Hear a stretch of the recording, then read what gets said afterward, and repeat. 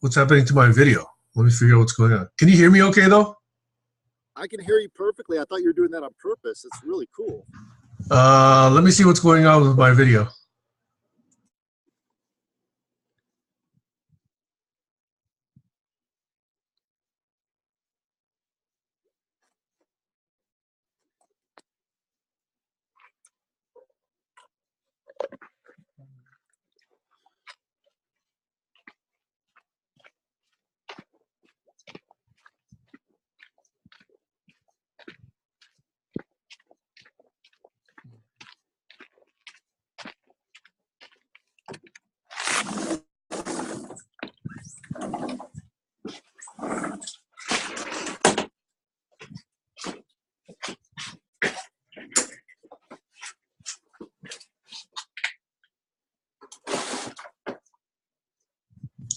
I'm going to sign out quickly and then sign back in. Hopefully you will not be dropped, okay? But that's what I'm going to do. Should be about a minute. No worries. Your video looks good now, just so you know. Oh, really?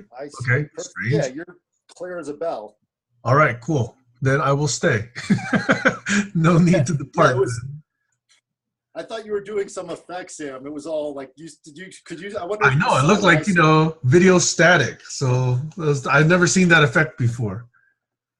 Yeah, I thought you were in Occupy or like you're anonymous or something like that.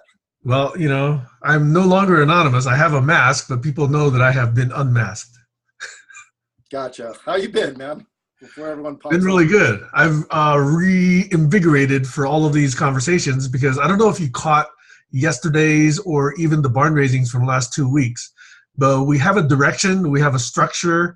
I want to recap that right when the start of the meeting happens so that we can set ourselves off and at least I can give my understanding of what we've decided the last couple of weeks. And then Tammy will be featured today. So hopefully that will be a new chance, new platform for her to describe what it is that she views as her life's work. So I think that's something that we talked about the last couple of weeks. I'm loving the structure. This is great. I did not make those things, so thank you for catching me up. Well, the structure is that going towards kind of a universal single vision / project, I think now most people recognize is premature. So the structure is we want to feature each of us in each of the little barns and little visions or big visions that each of us has. Hey, Glenn. And make that the focus of barn raising for, as long as that person wants to expound and speak and describe. And so we're going to basically do deep, in-depth grokking, those of us that participate, of each of us. And then we'll call that phase one. So in other words, phase one is a deep dive into each of us without any pressure to align on any single direction or single project, but just a deep interest and love and support and understanding. Phase two is an organic, emergent, opportunistic, hey, I can do this to support that person. Hey, that person can do this to support me. Those opportunistic tendrils of collaboration that, find themselves so that we can help each other out in this community. Phase three, in my mind, if it ever happens, is if there tends to be this perceptible tectonic shift that then, manages to create some larger momentum or larger vision that seems to capture the bulk of the membership, then I think, once that emerges, that might be a thing that we can then be rallying behind. But we are not showing, in my opinion, we're not showing any urgency. We're just going through these steps so that we can understand each other, so that we can actually support each other, and in a loose way, still magnify each other's efforts, and then let that coagulation, that tightening take place kind of in an emergent and natural autopoietic fashion. So that's my recap of what it is that we kind of decided in one form of barn raising. So that's part one of what we wanted to do. Part two of what we wanted to do, hey Harry, is this co-creation, this co-authoring of this science fiction work. We call it a novel, let's call it a story, or let's call it a mini series, or let's call it a whole epic, where we can then draw, write, depict that future, that society that we want to live in, and co-create that together. So those are the two kind of foci for this new form of barn raising that we've come to in the last couple of weeks. Say, Harry, Glenn, I was just recapping for Joshua what it is that we had talked about the last 3 or 4 or 5 sessions involving Fridays and Thursdays and Saturdays. So that's a brief recap. I know most of you that have been to those conversations have heard it before, but I just wanted to give my version of that summary for Joshua. Thank you, Sam. I appreciate it. Hey, you're more than welcome. And Glenn and Harry and now Tammy are welcome to give their versions of that and reinforce or plug in some holes where I might have left some certain things out before we actually do our deep dive, which is now where our guest of honor just appeared. Yeah, I just want to say what I heard you say, Sam. Yeah, sounds just like a very good description of it. So. Yeah, I'm very excited too, Sam. I just want to let you know that's exactly in alignment with what I've been trying to do is the second stage that you talked about. So I'm right in alignment with that. And I'm so excited. Harry, thank you for posting what Tammy's work is, a little teaser. So you teased me, I'm here. Yeah. I'm excited. And for the record, also, Joshua and I, about a week ago, or less than, I forget exactly when, we had a pretty nice one-on-one in-depth dive to talk about some of these ideas and how we might coagulate and collaborate. And did I use the word coagulate? Anyway, I think of that as a way of phase 2, depicting phase 2. So we'll go through that later. Anyway, thanks to all of you guys for being so really, really prompt. It's 1:05. We already got 5 people here. Hey, by the way, my understanding is that Doug may or may not participate, but I thought he expressed interest in doing so when we talked yesterday. So here we are. Glenn, Harry, Tammy, would you like to, Tammy, I know you didn't hear my description of it, and however you imagine I spoke about it, would you like to, any 3 of you, give your versions of the summaries for what's taken place the last couple of weeks around shaping the Friday and most important, the Saturday conversations? I'll jump in and say, yeah, I'm excited to kind of change our focus a little bit to really getting specific about people's work, and I'm excited to present my work today. And I think that this kind of allows us to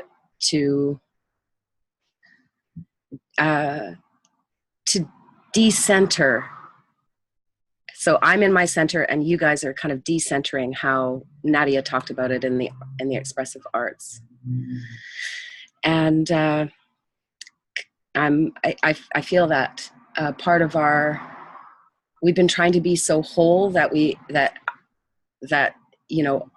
to land in the I has been the missing piece. So I'm excited to land in my I and share. Yeah, thanks for that perspective on it too. Whenever you bring that perspective, I really do think about the dot in the yin and yang symbol. So it's so important to not forget that the dot exists, Harry, Glenn, would you like to give summary? Hey, Doug, I know you probably missed my description of what we've been talking about and where we've been gravitating the last 2 or 3 weeks. I gave that summary to Joshua, and so I was letting Tammy and Glenn and Harry fill in the holes on my description of it. And you are welcome to as well, even though you didn't hear it, because I think, basically getting everyone to describe what it is that we've kind of talked about the last 2 weeks kind of gives the rest of us a sense that, yeah, we're all there. We're kind of, building some, at least some micro agreements or some micro directions around the way we're going to structure these upcoming talks. So I welcome that. Over.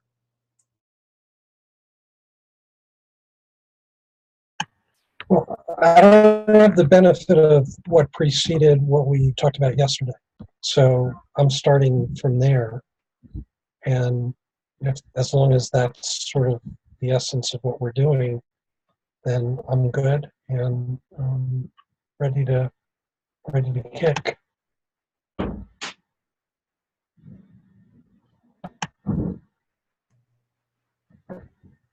Yeah, so I'll just what I heard you say sums it up pretty well, as you said. So as I understood it,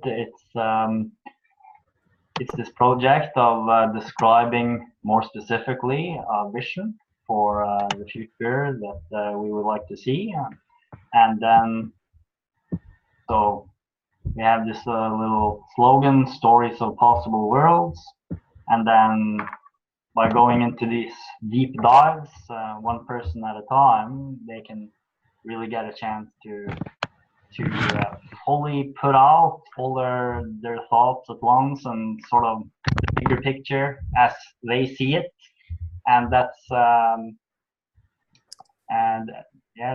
really interesting. I think it gives us a big chance to sort of get our own thoughts together, each of us, about how we see the bigger picture, and training and formulating it and learning it. So to just have this deep dive, one person at a time, to really put forward their big vision of the more beautiful world which we imagine. So that's how I understood it. Okay, my perspective, my addition to the hologram.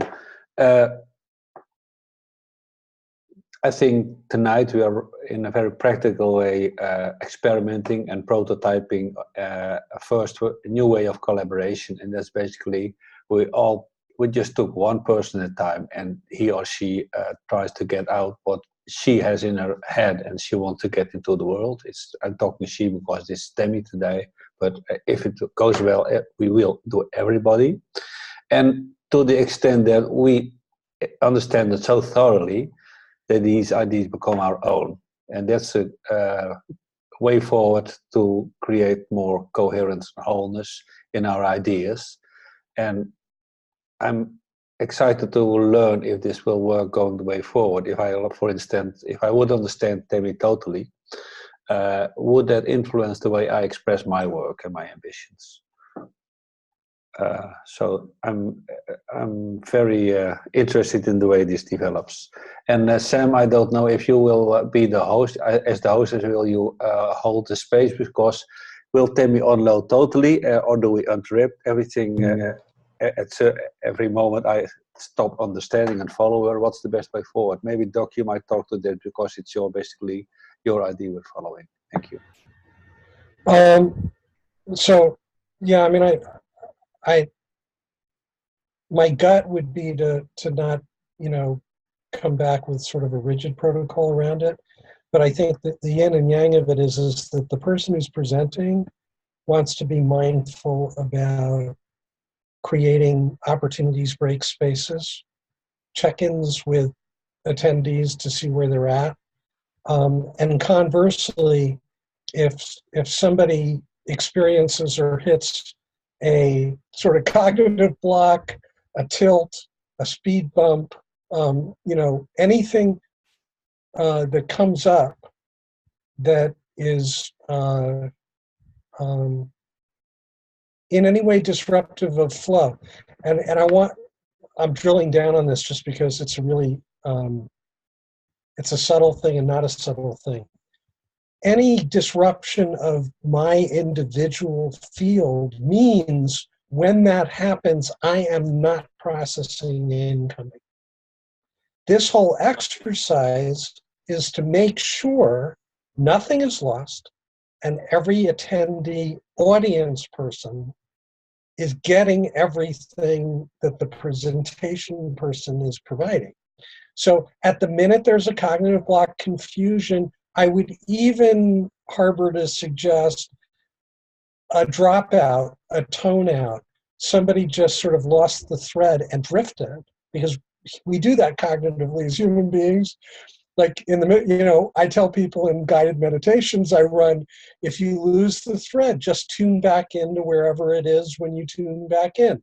But if you really lost something, that as things are progressing, you get the sense, I really missed the cornerstone on this, and none of this is getting in. Like, I'm not getting this. I need to drive it back.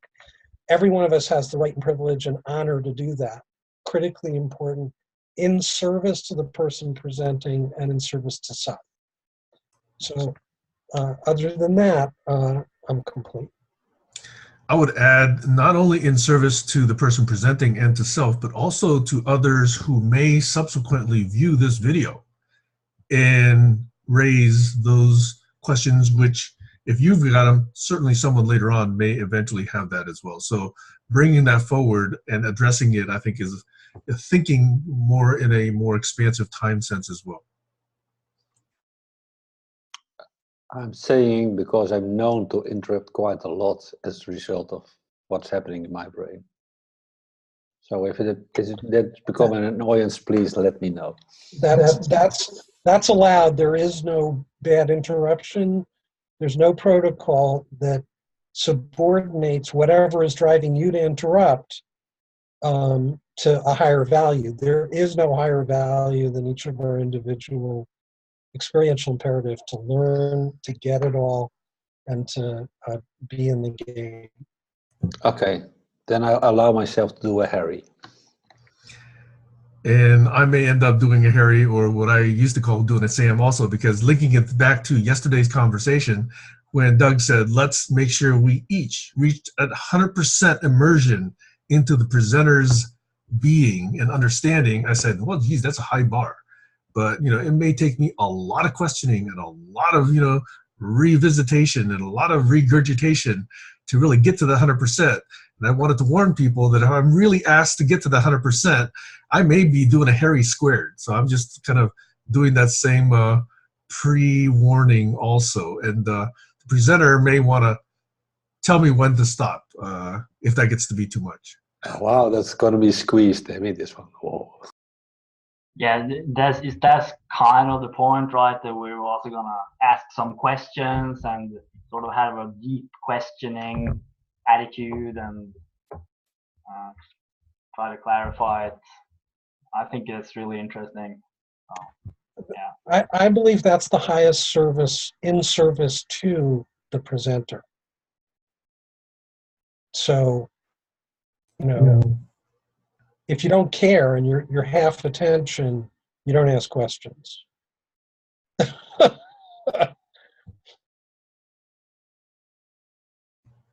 So at this point, would it help if we've kind of talked about the way we're going to have this conversation? Would it help for us to land, to sort of just take a breath, to sort of just check in, to calm ourselves, to center ourselves, to breathe deeply, and then to sort of open up, however best we each do that? Or even, hey, Tammy, as presenter, would you like to lead us through kind of a presencing exercise? I'm inviting if you'd like to. Yes. So if everyone can feel their bodies, feel their butts on the chair or wherever they are, your feet, your heart, relaxed body, focused attention. Let's just take some deep breaths together.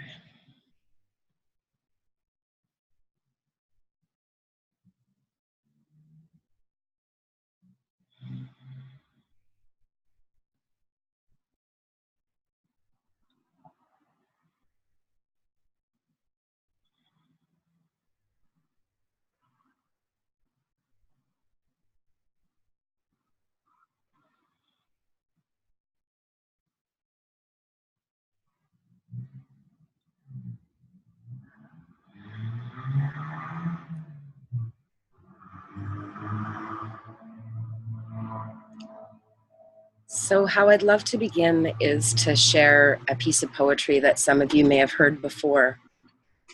And this piece came to me back in 2000 when I had the deep series of realizations that has set me on this journey. And it really holds a lot of the intention and energy and the consciousness that I've been growing into. And yeah, so I'll share that to begin. I'm forever on the beat of wonder. I love that feeling that I get when I see something that reminds me of the mystery.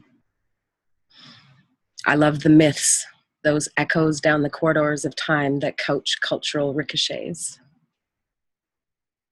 I love that soft and malleable place where it can all be true, where there are little fiefdoms of thought that coexist naturally.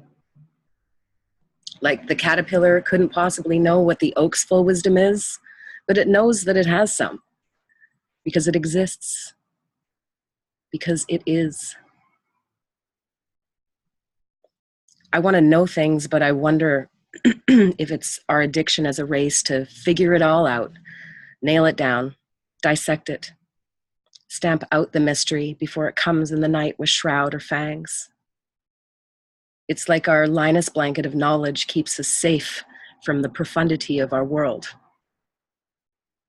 But there's something about being naked, adrift in the sea of creation, bumping into the world naturally within chaos, that is so incredibly freeing and allowing. All possibilities exist within this place. From this place, I have a sense of reverence for all things, and I don't have to presume to know anything. I'm hopeful about our world, where we're going, what we're doing, partly because it seems rare and partly because it's necessary. Without vision, there'll merely be a slippery slide down the slope of the 13 families and the oil cartels. I'm hopeful because the alternative is to tie my hands and feet while I watch wide-eyed screaming while the train wreck occurs. I have power. I can think, talk, act, do, write. All these can be used to help change the world, one mind at a time, one action at a time, one moment at a time. I'm inspired. I look around me and I see so many talented people, so much potential within us. And though I've been scared of what this life will require of me, I know that I must move forward in my way and find time to get quiet and discover what role I need to play today.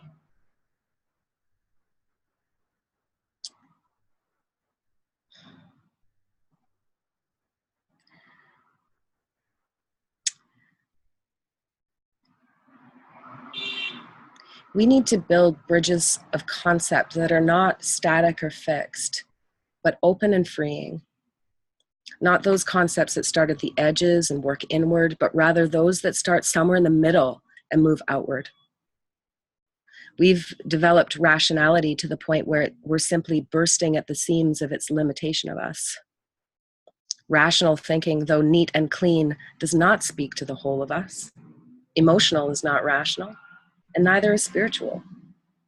Rationale is to the life force what a picture of a tree is to a tree. We are perceptual tools, and our perceptions have been dominated by that which can be seen. We have looked, seen, named, and presumed to have known these things that we see because we've had the audacity to have named them with our childish pointed finger. This ties one hand behind our back while the other is bound by the language within which we conceptualize these things. How can we trust a language whereby the word that we use to come to knowing is to understand? To stand under what? How about overstand or equistand? This is a foundational word, and it speaks a kind of hierarchical because we said. I don't want to accept by rote. And why do we all have to agree anyway? We will never be able to homogenize this world, and truly, what a shame if we did. The awe that I feel when I think that no snowflake is exactly the same as any other is that same sense of expansive resting of my mind in the place where the possibilities simply boggle. And then us, we are profound. We've thought of ourselves as top of the food chain, this munching chewer of all else below us, when we're meant to be stewards of this earth. We've been islands of rights fighting when we really need to carry the mantle of our responsibility.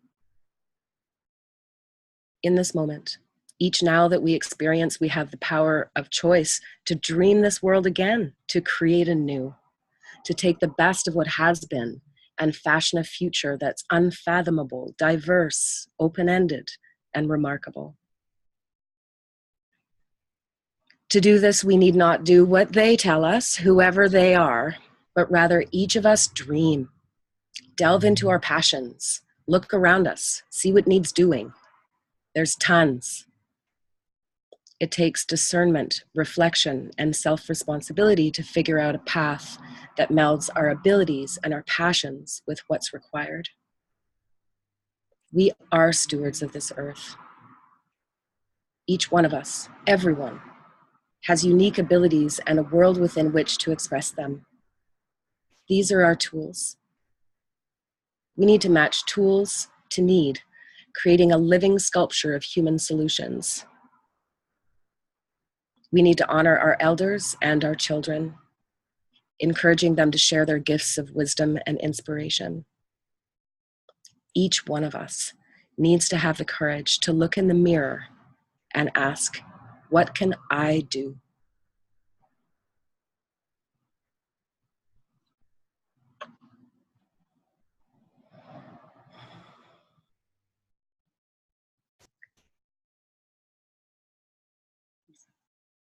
So that's the piece, and I love that it ends with a question. Because part of what's happening is that we are on a quest here. How can we bring what we have and who we are together to collaborate towards the change that we feel beating in our hearts or in our bodies or however way we feel it? And so my participation here comes out of, the ground of being that poem evokes. We're together in this. And I just want to express my gratitude to all of you and others who aren't here who have really helped me to see that when I speak from the we, I'm losing me. And I need to have this I. Like, what do I want? What do I see and feel? And without that center, without me being centered in myself, I'm overextending and ineffective. And so I just want to really express my deep gratitude for each one of you that have pointed me at that tendency I have to go to the we.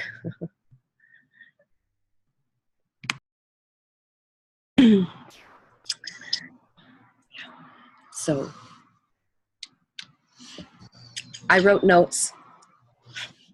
I have 5 pages of notes or so. So Tammy,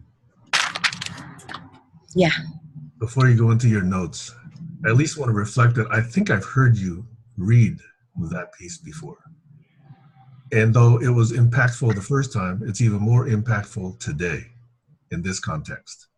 Every revisiting yields new meaning, and especially when we gather in this particular forum with renewed intent and renewed connection, that piece is very powerful. So thank you for bringing that back. Thank you.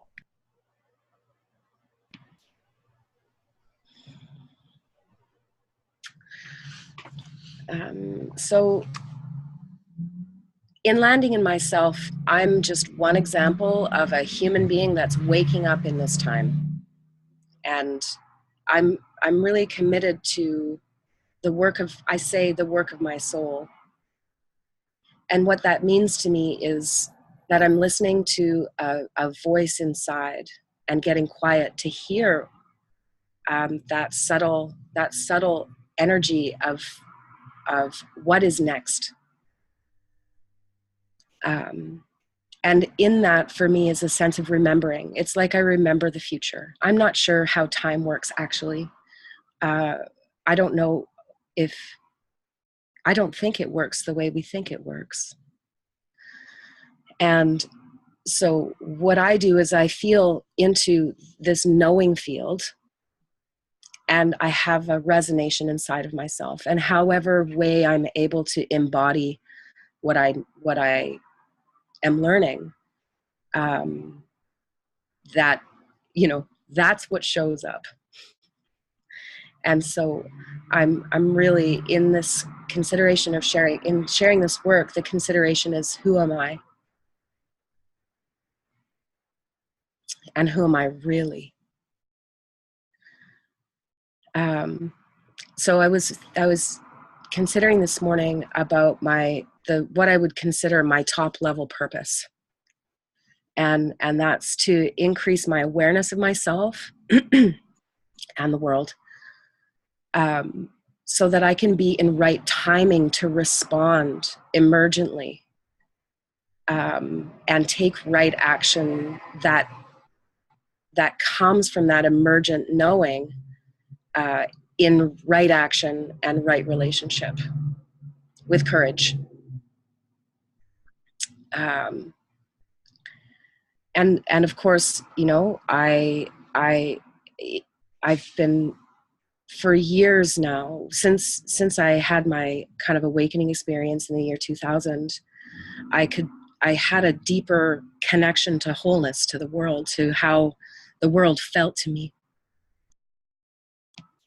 And that was very destabilizing, because I was no longer just me. I was connected to everything, and I could feel all of these events sort of playing across my body and my sensing in myself, and world events really impacted me, and events in my community, both. And at that time, really, I started thinking about the structures of power in the world and how they needed to change to be in right relationship with spiritual forces that exist, and a right relationship with this consciousness that was awakening inside of me, this sense of knowing. So I look at the world and I'm like, oh my God, what a mess. It's not good. But what that brings is this opportunity to tell a different story by living a different story. We need to model these new ways of knowing and being, to be able to see ourselves. And so that's part of what inspired me to really invest time in this space. What are these global challenges? Who's in the space? What do we all bring to the table? How can we really deeply understand our context, and together identify what we can do, and then work together on that? So this deep sense of decentralized, from the bottom up, we have the knowledge inside of us. Oh, Chili's going for it here. My cat loves hair. It's how she kind of gets to know someone. So if any of you ever come over to the artery, she'll sit on the couch and she'll come up behind you and do this thing. Oh yeah, the emergent. Ouch. Sorry. Anyways, this for me is an opportunity for us to kick the tires of what collaboration is, and really look together at what we see, share language, as Sam talks about with Dictopedia, and land together in a space where we can understand each other. And the burning question for me is, how do we do this? And, you know, I'm probably, I'd say, a pretty solid 5 years in investing in collaborations, and they've been incredibly difficult. There are so many internal barriers and external barriers to this cross-silo way of working, non-extractive, generative, both in terms of my own blocks, as well as, you know, that just being supported as a function of our transformation. And so I'm really curious, and, you know, I've really thrown myself into the fire of collaboration and definitely been burned. And so I in this place, and I'm so grateful for the relationships that have developed and how much love exists between us, and caring and interest, that it feels like it's creating the ground of being needed to be able to do the lived experience of collaboration, which has been missing for me in my life. And from there's this shared story that emerges.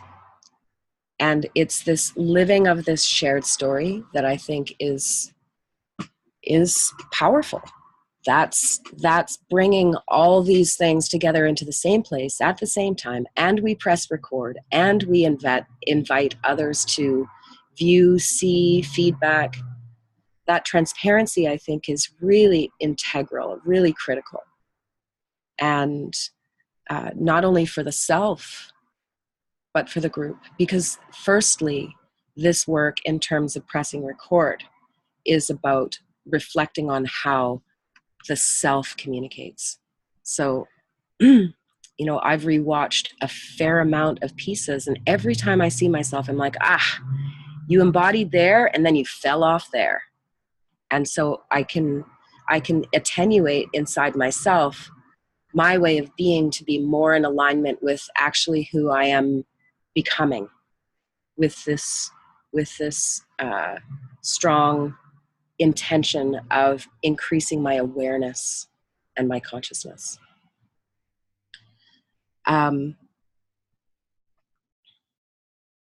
So when I look out in the world, I'm like, okay, what's really happening is that we're all in our little boxes. We're separate. We're siloed. We're only getting one piece of the puzzle. Exactly. And what we need, I think, is to be able to interweave and interleave the different worldviews that we have, so that we can see each other, so we can see this wider view. And certainly the context that we're in right now is so overwhelmingly, there's so much information. There's so much, now we're at the point where we're able to share information at a pretty intense level. And so our capacity to be able to really understand and take in, what do we choose to take in? These are all really important considerations in terms of the focus of our attention.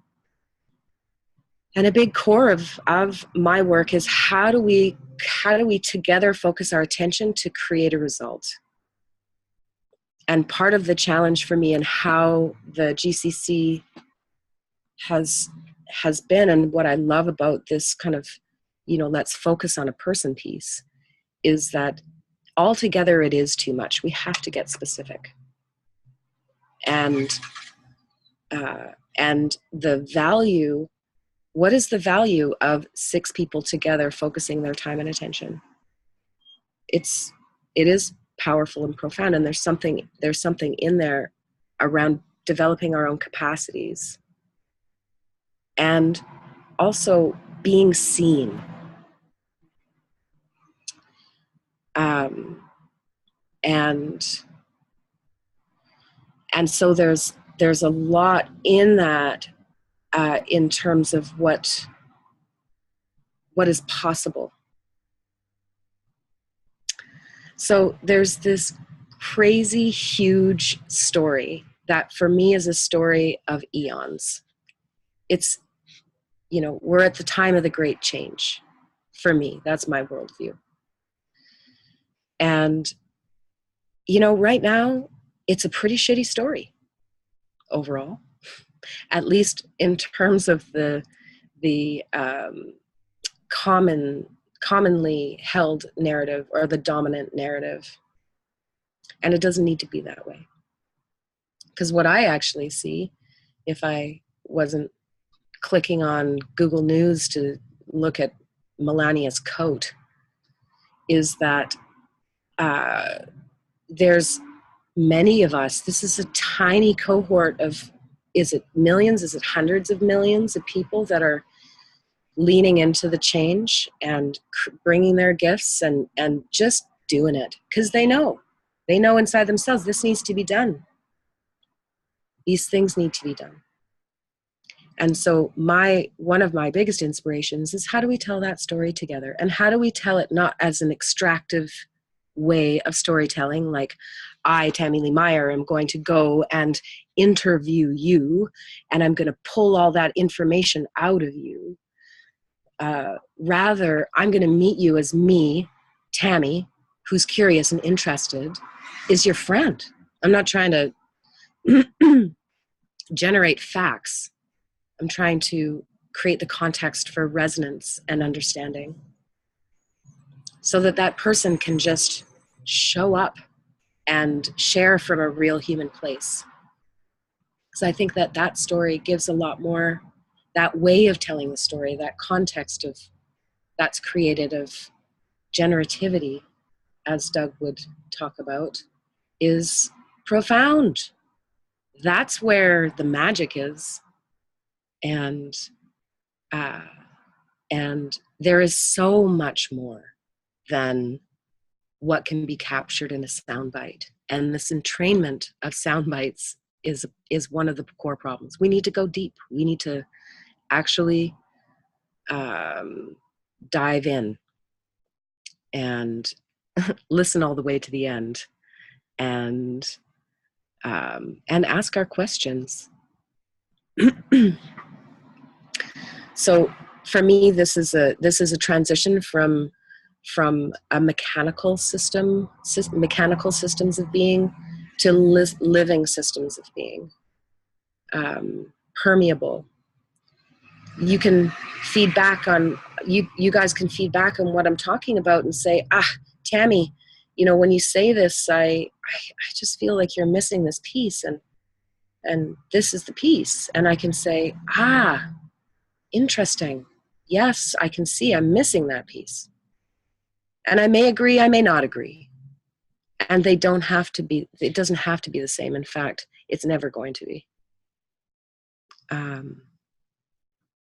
And that's that livingness in our shared understanding. I think that can allow a different quality to come forward in how we understand what's happening and live into this living system ourselves. Now this points me to consciousness.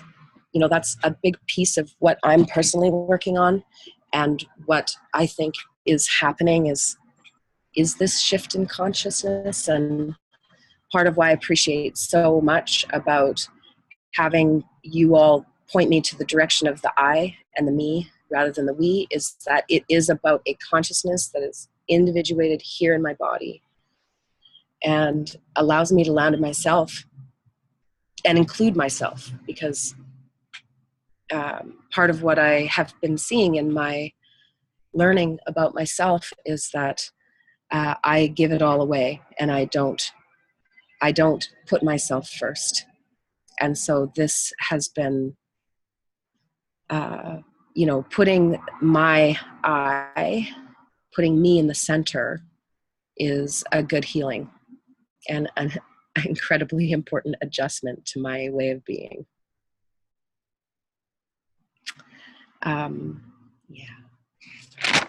Next page. So to get a little more specific, for my the center of where I've been really deeply considering is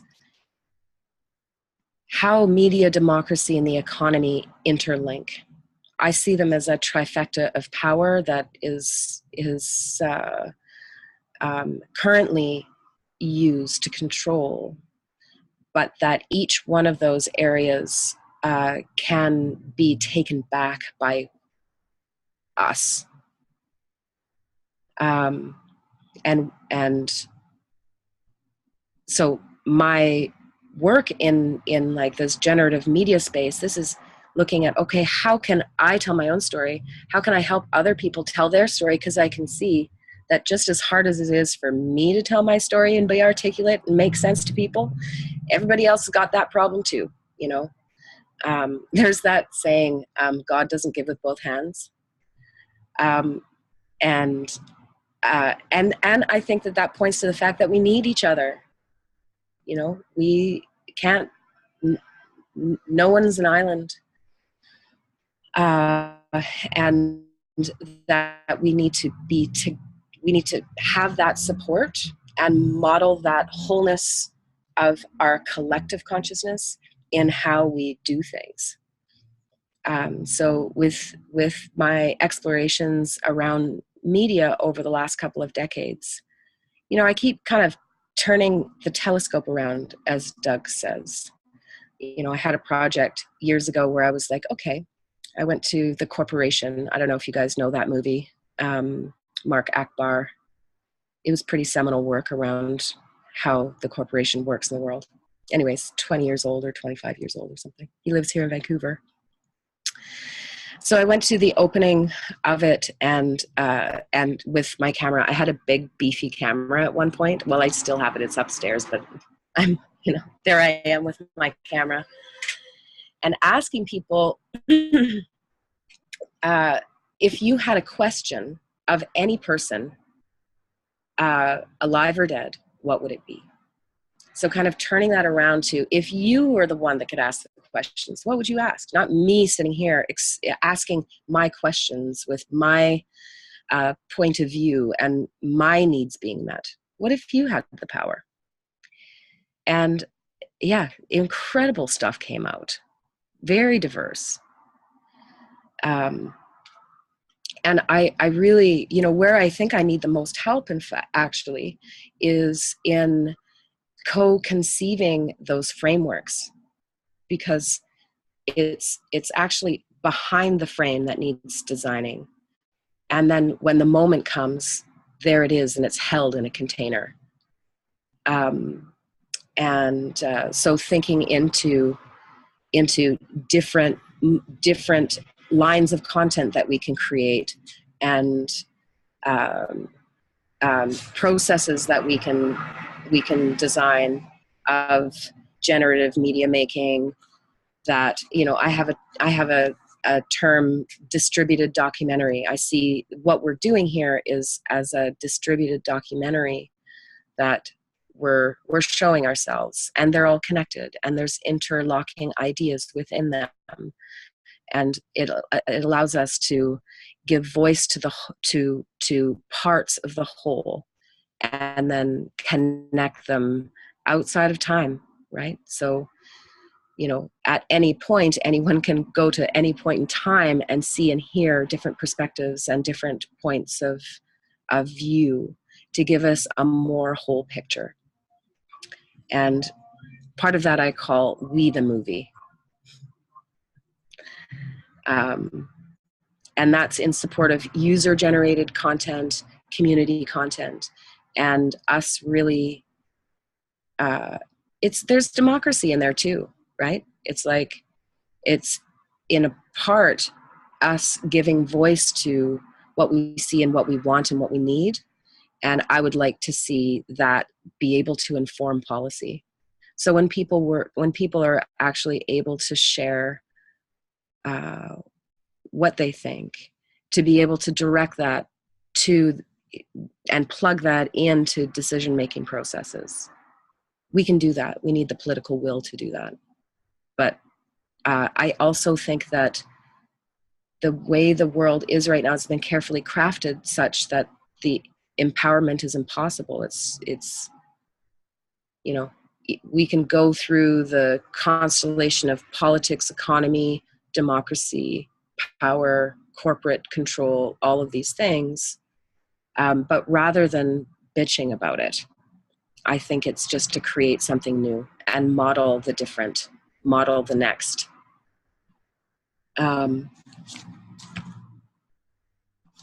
So yeah, I see that media, and media is the static thingness of it.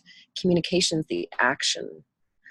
So I'm really interested and curious about how we design interactions to be able to bring specific people together for a specific purpose, to explore something and take action and towards action, and then take the next steps as they're identified. So this transparent process of generative creation with a very specific focus on transforming systems, on what's out there that's working, so that we can share knowledge and share wisdom. Maybe even be wise and have that integrated in our lives and our social spaces. And so from that is an emergent story. There's a story that does lie between us. It just has to be seen and lived and activated and documented. And part of what I see has been not as clear or pointed here in our space is that clarity of focus. And so I'm excited to shift that. And that points to the needed shift in my work, which is intentional convening. So the 4 sessions that we have are open to anyone in the group or who might be made aware of it. I'd also like to do some intentional convening where I'm like, okay, so this is the area of interest, and then these are the voices that can contribute, and then have like a constellation of people say, okay, let's talk together about this. Who else needs to be included? Is this a series? And just test it. I have a bunch of names for things, but I'm also sensitive to naming things because I know the power of that with the alphabet code and just this world way of branding and all of those things. I know it's important, but I also sometimes shy away from it. But anyway, one of the lines of content that is in that area of intentional convening is in the room for the record. So these are just kind of placeholders that can point us to that focal point. And at the same time, it could be anything. Under all of this work is some deep considerations that I'd like to enter into with people around the agreements we make. So I have a piece of work called intellectual and social value agreements, and the intention behind that is to really look at how we create value and how we can look at the notion of copyright, how it has been formed, and transform that according to the shift and change in paradigms. So the fundament is I own the artifacts of my voice and image, and I choose to share it with specific people or the commons. and that has value, that knowledge, creative works, all those things have value. And we can shift how that works. It doesn't have to be protectionist at all.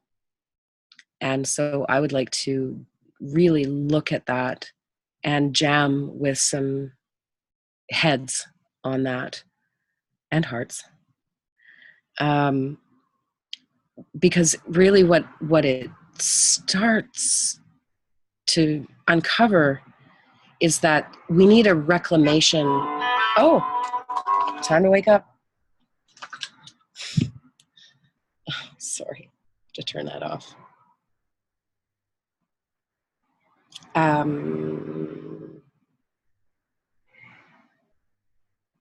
Sorry.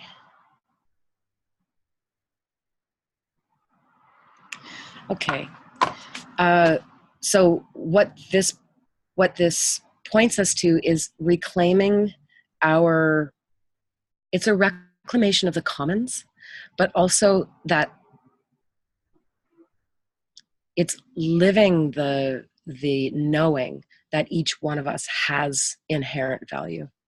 This is actually the heart of the work that I feel I'm embodying, and all of my pieces stem from this, is that I have inherent value just because I'm Tammy Lee Meyer, and I generate value every day.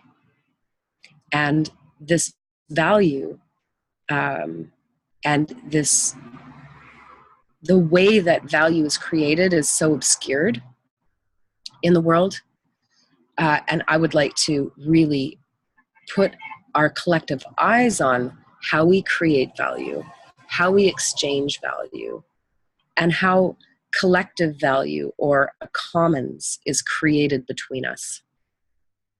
And what that looks like in terms of intellectual value and social value, I think that's really profound and an important question for us to ask with where the world is, and gives us an opportunity to have conversations that unpack that.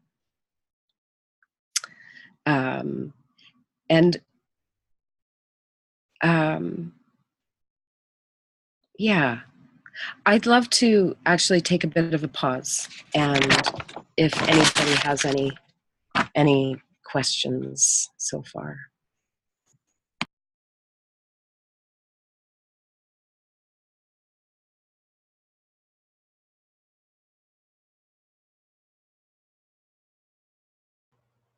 Hey, Tammy, how do we understand value in the way you conceive of that word or term?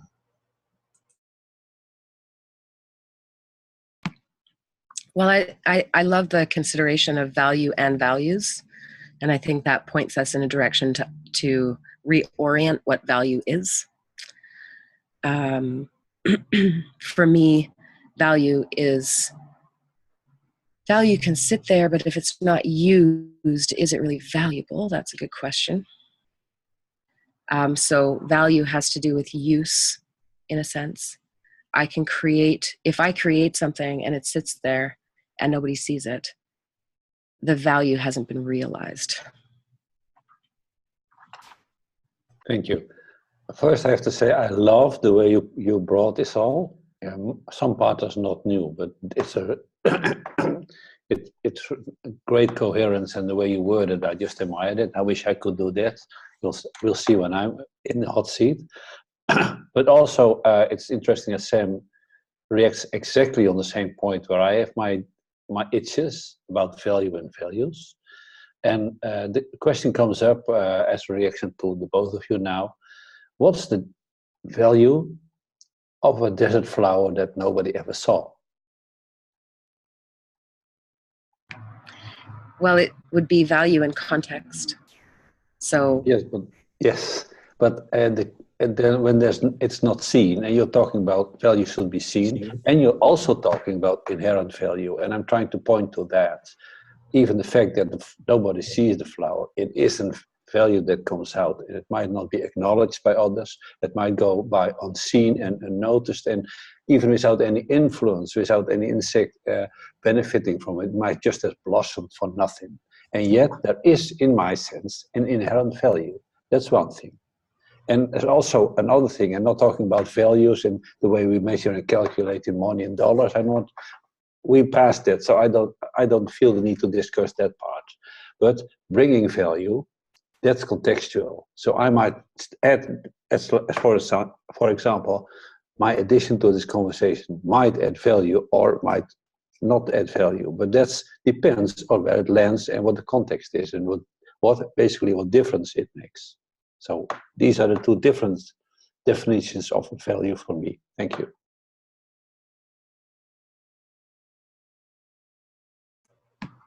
Put another way, if I'm out in the forest muttering to myself, is there value? Well, here's what I'm thinking. In the same way that at a certain point, we realized that the sun wasn't circling the earth, but rather we were circling the sun. Consciousness is in that flower. And it is a part of the wholeness. And I don't think it's possible for it to not affect its environment or be affected by its environment. So I don't know, but there is no, I can't see it. What I can see is that wholeness and connection. I know, I think Harry was talking metaphorically, but just living in the desert. And I actually spent some time with my business partner dropping desert flowers. These are dried desert flowers. And the value once they're dried is she made a little Japanese arrangement that she gave me this vase for my birthday 3 years ago. And now it finally has use. So the value of the desert flowers is the use to keep it dried. The other thing I'm noticing, which is studying the human microbiome, I've been studying the earth microbiome. So in our property, different flowers, desert flowers, they just happen to be desert flowers, aptly, but they're creating value to small miniature ecosystems about 10 meters by 10 meters wide. So I know that was a metaphor, but the value I wouldn't know if I didn't spend time in each micro ecosystem 10 meters wide, because the desert flowers that grow in that micro ecosystem is very different than 100, 200 feet away or meters away. I'll just speak in meters. Very different value because of the separate ecosystems. So I didn't mean to diverge the conversation over to ecosystems, but the value is only knowing the space that it's in itself. And if you don't know that space, you don't know the value. I just wanted to share that. I'm complete. And I'd like to come from a slightly obliquer direction. So I was sitting in a bus stop waiting for the commuter into New York. And it was just at the beginning of rain. And I looked down, and there on the concrete under the bus, that's just beyond the edge of the bus shelter, I see an ant. And the ant is dragging a cornflake, at least 8, 9 times the size of its body. So real trophy. And raindrops start to fall, really big raindrops. And the ant pauses and turns around and crawls under the cornflake. And I'm like, from food to home in an instant. And I actually have pictures of dragging and sheltering. And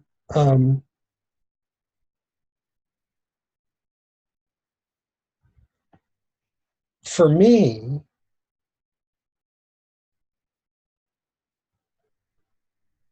the connection, power, beauty, and value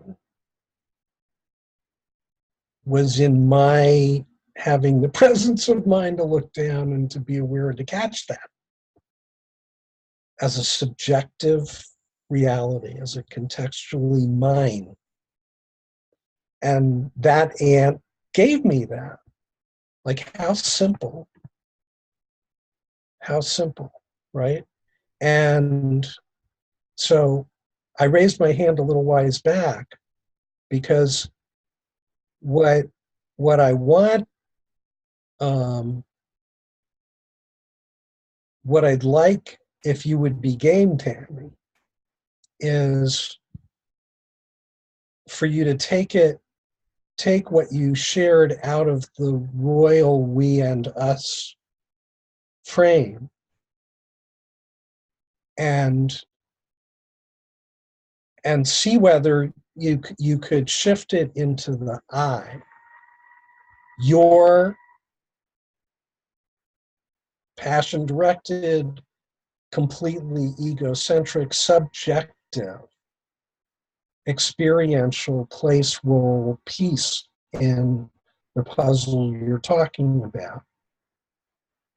And I'm asking not to devalue or discount the meaning and the value in what you shared, but I'd like that additional facet as an enrichment,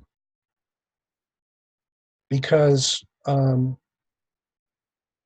my sniffer tells me if I had that, I'd have a much better, more immediate, tangible understanding, awareness, and connection to the you in what you share. What's your agency? What's your challenge? What's your gift? What's your superpower in what you're talking about? I think, well, I don't think any of us disagree with the frame that you set up, but if you could share where you are in that, what you own or what you aspire to do about it, or contribute to it, or bring to it, in service to getting from where we are to where we want to be. So, and it's an ask, not a requirement. So I just want to qualify it, and I'm complete. I think it's a requirement.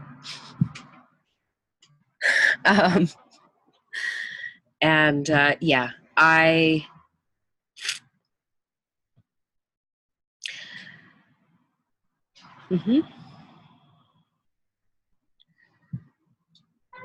want to contribute. I want to feel useful. I want to know that I can bring actually fully who I am in my wholeness, or as much of my wholeness as I can grok, in really tangible ways. So one thing I can do is I can have peer-to-peer conversations that really help people to open into a space where they can really share. I love listening and following my curiosity and and also shining my light. Like, I have an intention. I have a very strong intention to see and be seen. And so the conversations that I have are in service to that. And I think that for myself, that's the deepest piece that I'm looking for. You guys holding space for me right now, this is what I've needed, right?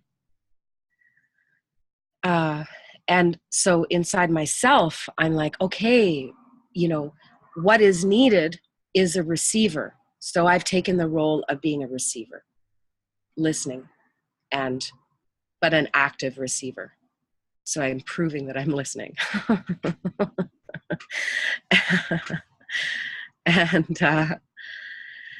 And so, yeah, that's one piece. To go a bit deeper, I have such a deep sense in my body that we have all the answers between us, and that I have some specific answers or at least proposals that I can share and show and demonstrate.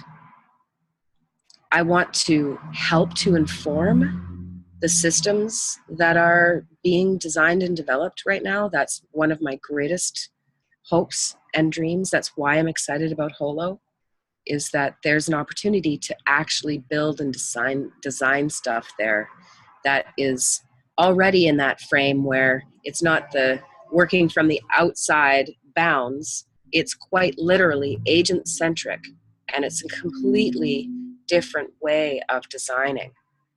And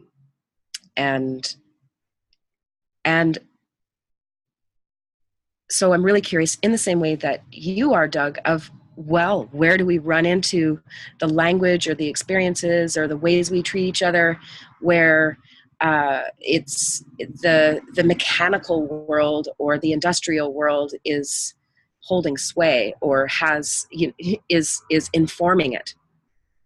This is a living system, so it needs to have the ability for me to inform it. So one of my biggest needs is this want to inform what's being created based on these deep considerations. And I want to work with others. I want to think with others. I want to feel the that permeable membrane in a group like we're experiencing right now. You know, I can see the looks on your faces, and it affects how I am speaking. Because if I see someone's like this, I need to ask, right? I may not be catching that at every point, but that facility to show up in presence and really sense what is needed, it's that piece as well. And those kinds of skills, I think, and abilities really serve in this area of generative conversations. Because then we can really kind of uncover stuff together. So I want to uncover what Harry wants to say right now. Back to you. It's becoming we in the work, and I want it to be about you, dear. Okay.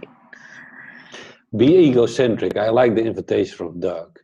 We all have something to give, and you have something to give. So Tammy, you want to be seen, and you are seen by all of us with all the attention and love you bring. So that's for you. So I would invite you to receive it and use this space to tell me why you are in the world, what you do, and what you need. So I'm Tammy, I want to do this, and I need this from you. Okay. Sam? I'm going to say that what I hear is Tammy seeing the importance of this deep listening, the deep connection. And that's the Tammy essence that I'm hearing Tammy talk about. So when she talks about hearing others, yes, it's about others, but if you really look at what Tammy is really saying, it's that deep passion in Tammy, which is about Tammy, which is the deep listening. So I think some of that. Yeah. Sorry. And this is a big, my shift, my healing is in this area. So thanks, Harry and Doug, for pointing that out. I do need to land in me. And big chunk of it is that deep listening. Absolutely, Sam. Oh, you're muted. Sort of put a tag on Harry's, which is, this is an opportunity. This is a blank check opportunity. And that's not just for you, that's for everybody here. This is a blank check opportunity to ask for what you want. In expressing what we bring, what we offer, what we have to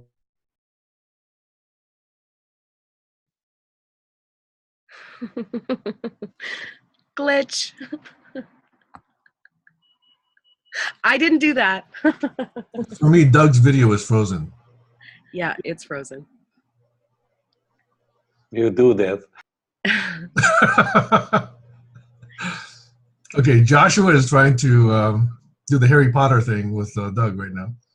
I'm voodoo hexing it. Come on, Doug. Come back, Doug. It's glitched so long he may drop off and rejoin. Okay, so I'm taking a bio break. I'll be right back. Don't worry about it. okay.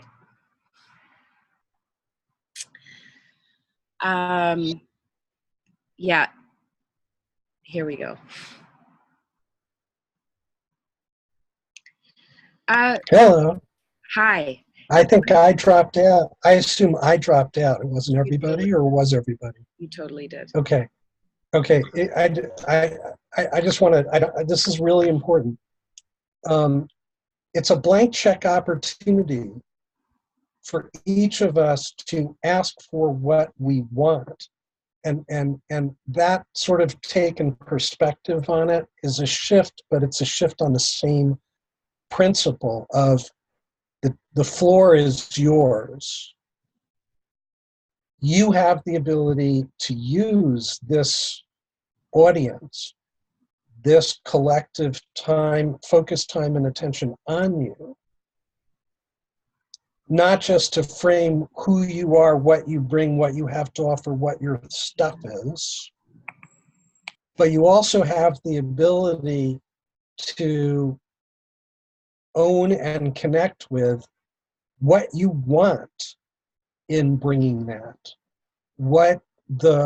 And because it's a yin and yang, if you contribute and put something in, value does flow back. It's not necessarily transactional or binary, but value does flow back on an individual personal level. I have an hour conversation with somebody where I affect or change their life, or I help them leave a block behind or whatever, and I have tremendous satisfaction at the end of that call. I have tremendous return. Somebody says, you said something in that conversation 3 weeks ago, and it really stuck, and it was really valuable. I get tremendous return on that. So that can be a declaration of that. It can also be a place to ask for that, to express it out loud and say, I own the fact that I want to be recognized and acknowledged for being the best listener on the planet in front of a camera. Like, you know what? That's a legitimate ask. You can do that. So, owning that dimension of the what you bring is a really huge opportunity. And I remember a person gave me permission and said, ask for what you want, a long time. And it was hugely liberating to own that I wanted something. I would like to take a short break. Can I? Is that allowed? I'll be back in just a few minutes. Thank you. So should we all take a break, or shall we hang around and reflect? But why don't we I have 5:17. Why don't we give it 5 minutes? Okay, I'm going to set the timer for 5 minutes. I'm going to pause recording for 5 minutes. Okay, here we go. Pause. Oh my gosh, the sweetness. This is the younger. This is part of the younger litter. Oh. Anyway, let me put him back now. This is Heracles. He's about a little over 5 pounds now. Heracles. Yeah. Yay. So I'm recording, but I'll be right back.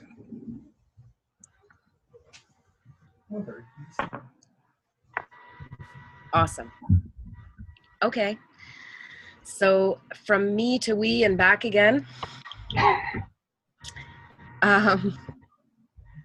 Although I've got a little we here too.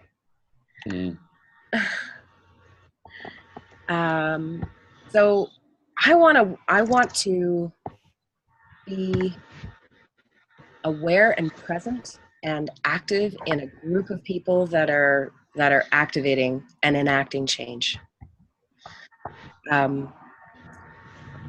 little movies. And, you know, essentially it's like, I want to bring my intelligence together with other people and create. I think that it's for me, it's like there's this gorgeous story that we can tell together. And my part of the story is being an example. I am in many ways, I'm a regular person, especially in how irregular I am. And there's, I have a common sense around and a lot of experience in the world, and I want to use that knowing and that experience together with other people to create content that is emergent and that can share the story of me and us. So this generating together and intending together and for me it's about embodiment. How can I embody what I know and take action in right relationship and right timing? And so, you know, I look at what's happening in the world and I see some powerful interventions that we could that I can initiate and find other people who want to play in that space and want to create in that space, bringing our superpowers together. I mean, I have several superpowers. Tammy? Yeah. So we can do a lot of things. Could you give just one specific example so I get a visual of Okay. that?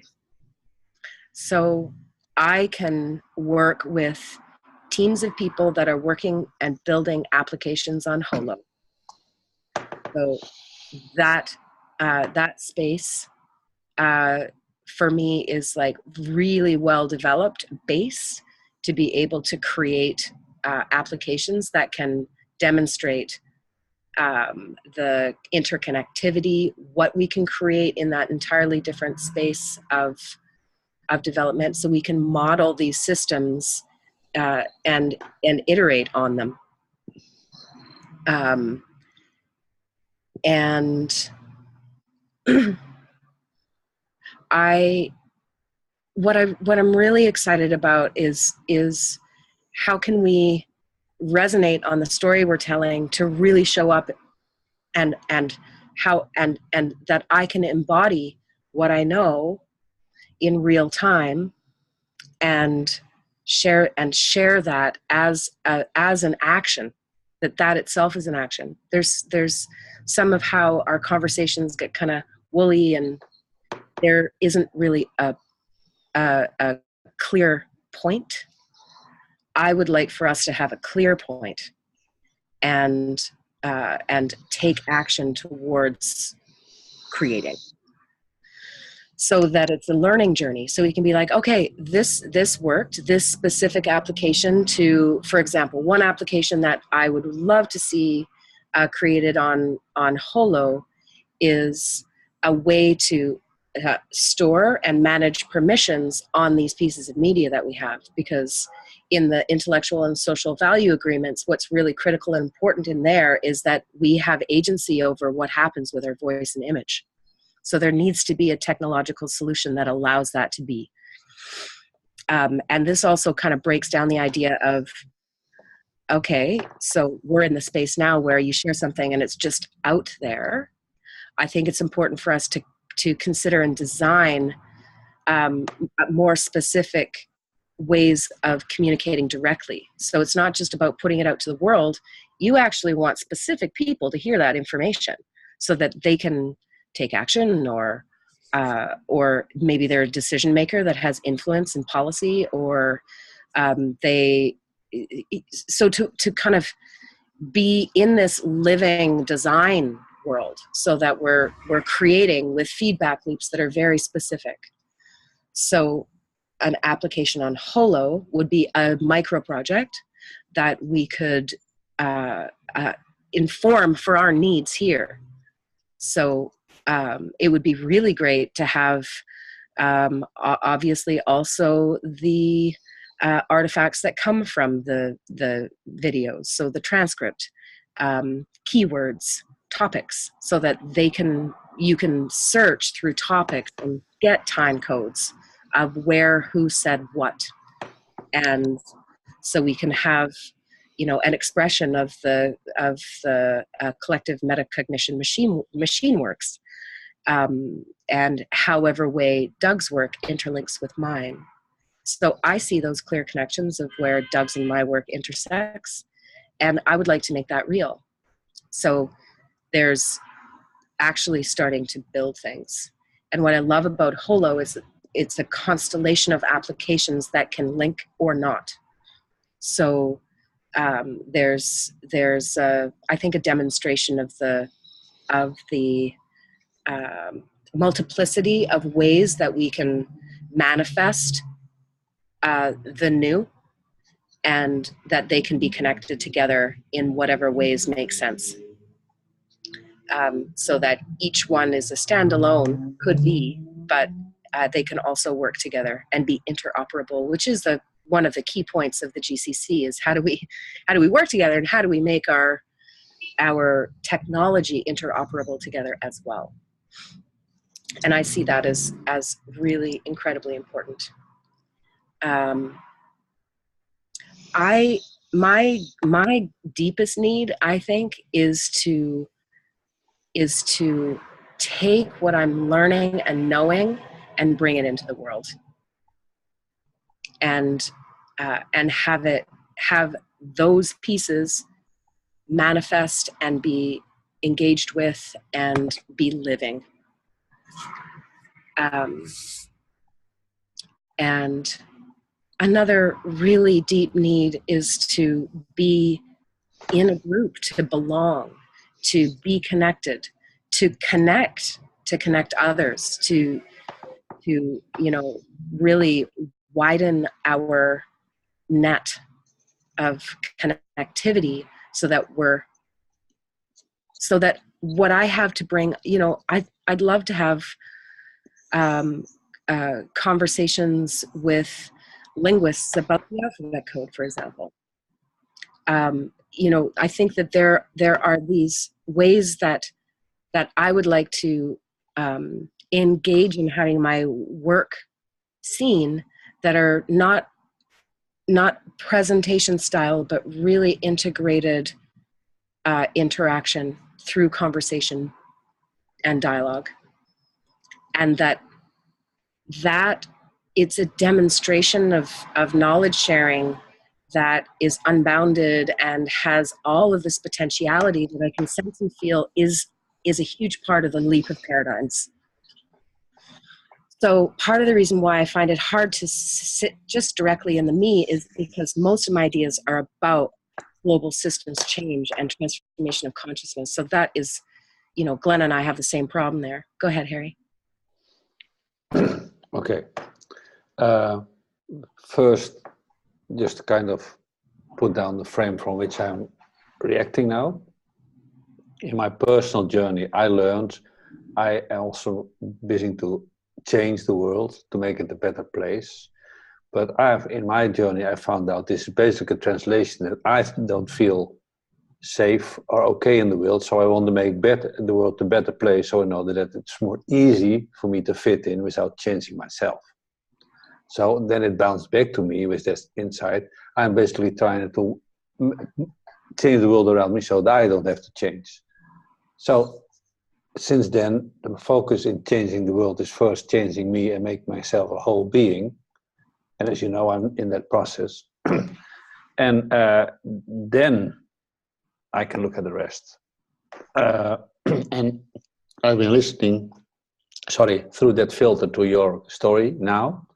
And you just came very close, because what you said mostly need, and I noticed what you said, it's on the record.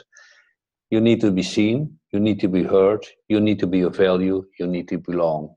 And I think your work is a projection of that into the world. And it's lovely what you do, but then what the most interesting, this is the most interesting thing I have to be seen. You want to be heard, you want to belong, you want to be of value. Over. Thank you. I also heard when you said living the knowing that each of us has inherent value. Yeah, that really touched me too. And when you said that you feel this need to bring your knowing into the world, then maybe there's something there too, somehow to bring that into the world. This knowing that each of us has this inherent value, and that seems to be a theme that goes through everything you mention here.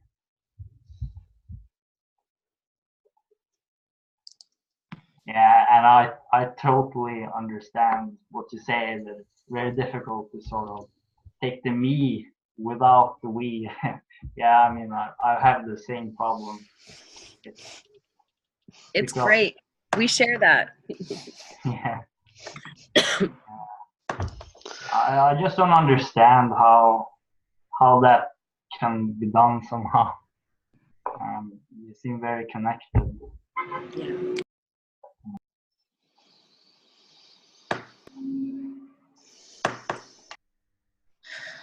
So,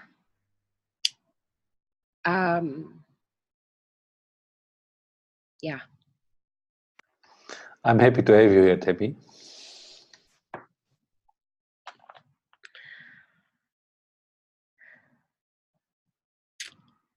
I was on a train of thought and then it spirited away.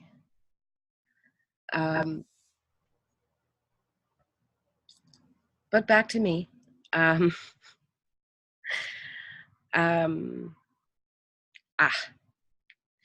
So about 5, 6, 7 years ago, I've always, there was the period where I was a waiter, and then where I was working in the environmental movement, and then 6, 7 years ago, I realized actually that I realized that the more and more I was really limited as to what I could do, because my soul was dying inside. I was like, okay, I can't do this.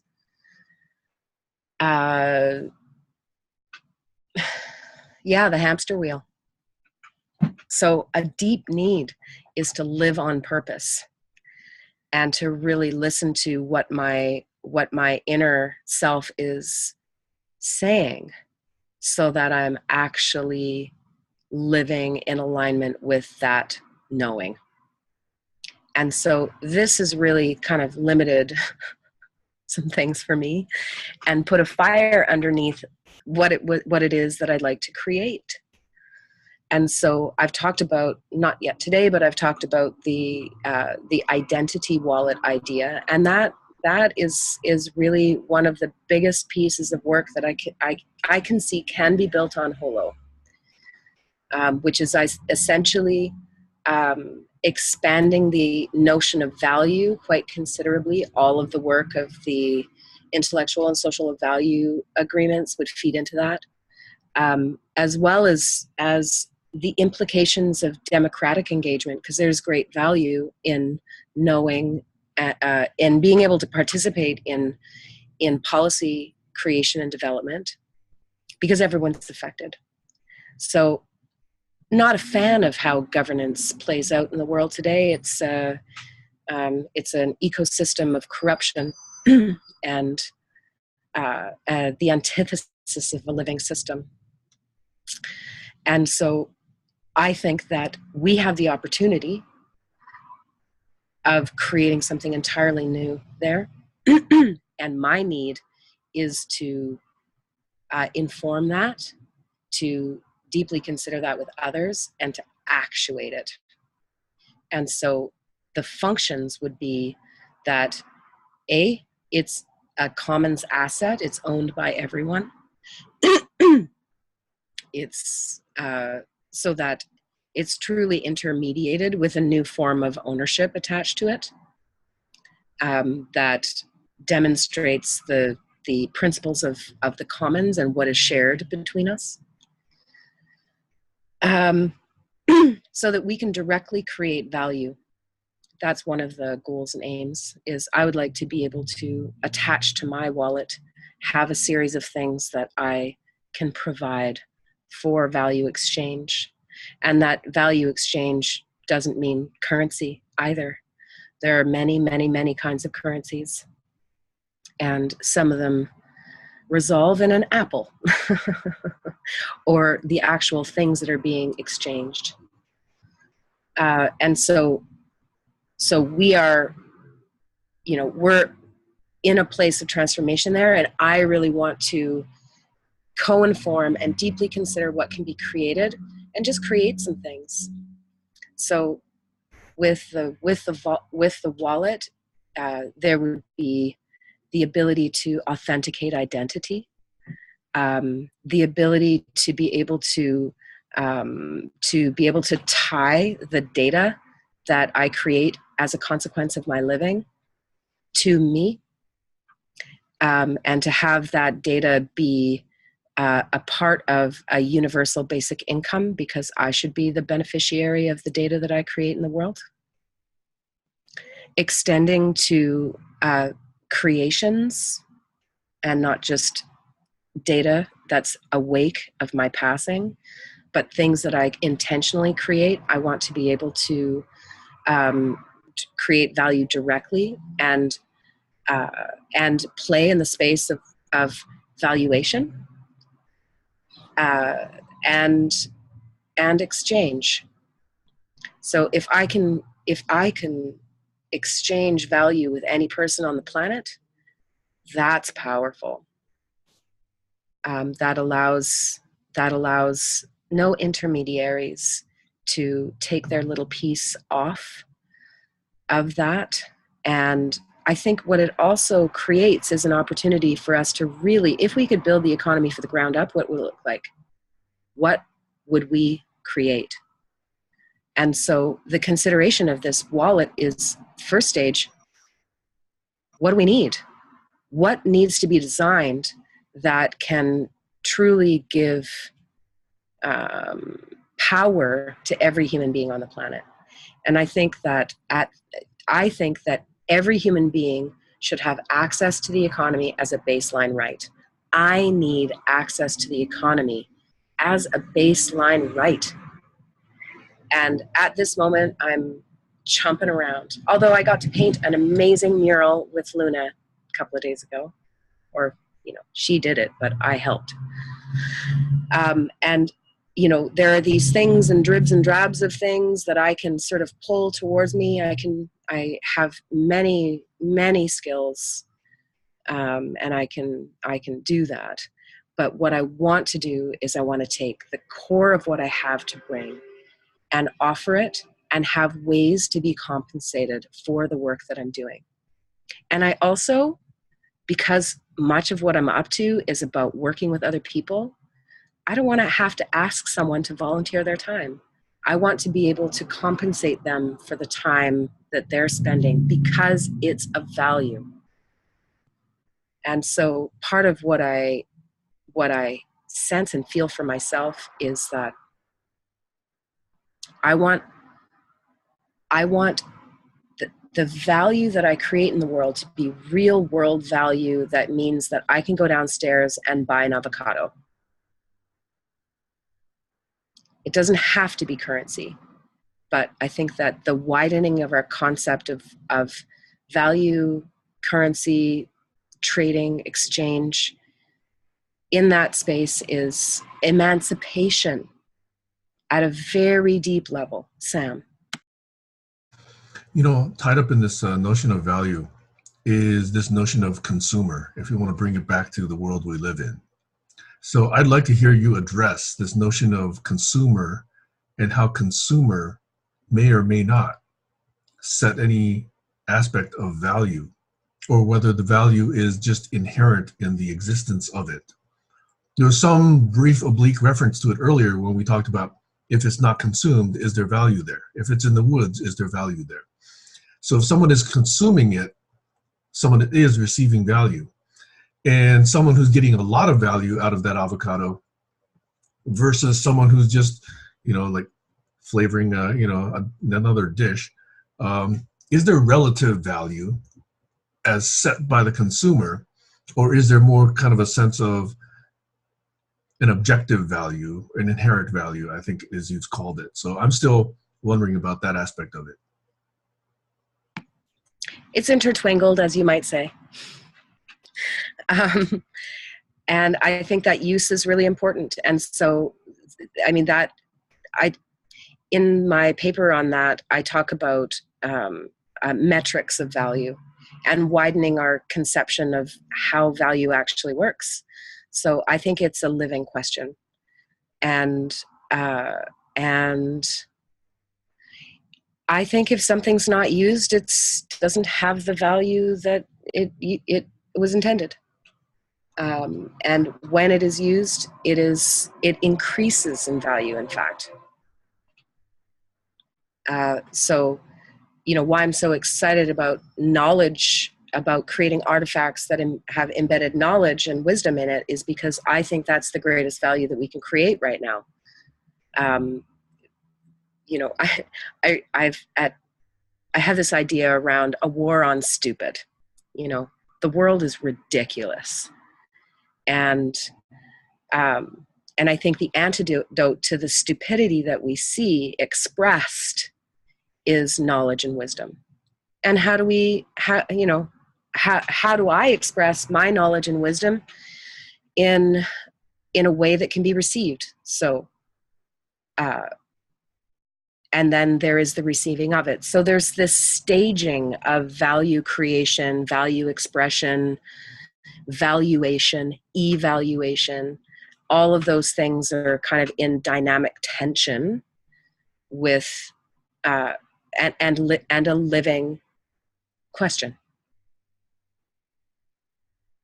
To extend that notion even slightly, again, is this notion of when that value is received. I may get something from you 20 years from now, it could have tremendous impact on me. Insurance policy might be one of those forms, right? Where today it may not seem as potentially life-changing or impactful, but a piece of art could be the same way, or just a fleeting piece of wisdom that you say to me that doesn't really impinge on my consciousness until maybe next week. So I'm wondering about how value flows back to the source when some of the realization of that impact on the consumer of it is perhaps temporally distant. It's a question. May I? This is a puzzle that comes up in our conversations rather frequently. This is about understanding Tammy, so I will not go in too much about in how I see it, but I want to know that we're talking about leaving the industrial frame behind, and I also intend to leave the commercial frame behind, or the business model frame behind. So the thing about talking about consumers and producers in just this, just the two of us and having direct exchanges, I think too simple in my point of view. I think it will be more intertwined. It will be more multidimensional. My sense is I just contribute to the best knowledge I can, like here. I don't even have to consider if it has any value, except that I hope it has value to it. I just bring it, like the sun shines. I don't even bother having value. And then it might have its effect. It doesn't need to come back. If it comes back, it might just come back in the way that the evolution goes one step further, thanks to a contribution I might have brought. And that's about it. And the interaction, it will come back some way, somehow, but it's not my concern.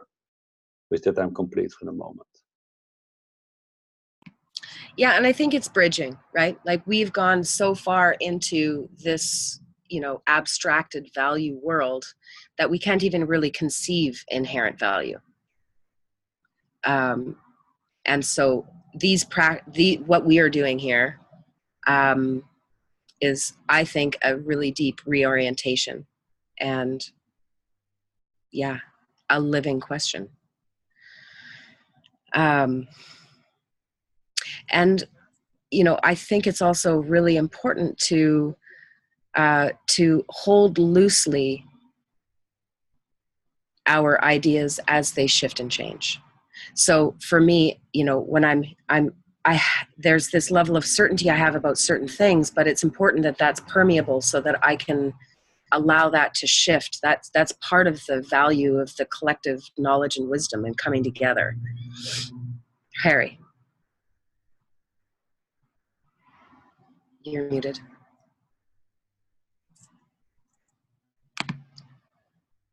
I don't know why, but you're not being able to unmute. Okay, well, there it is. I just have a little question. Since you say that... okay, Harry's unmuted now. Yeah, I'm sorry. I tried to unmute myself, but I pushed share screen, so I got lost. Well, I'm going back to, I'm trying to make some notes in order to be able to follow you, because otherwise I just follow the stream. I'm going back to your needs, because you know that's the frame I use quite a lot these days. And you said you want to be seen, to heard, to belong, and to be of value.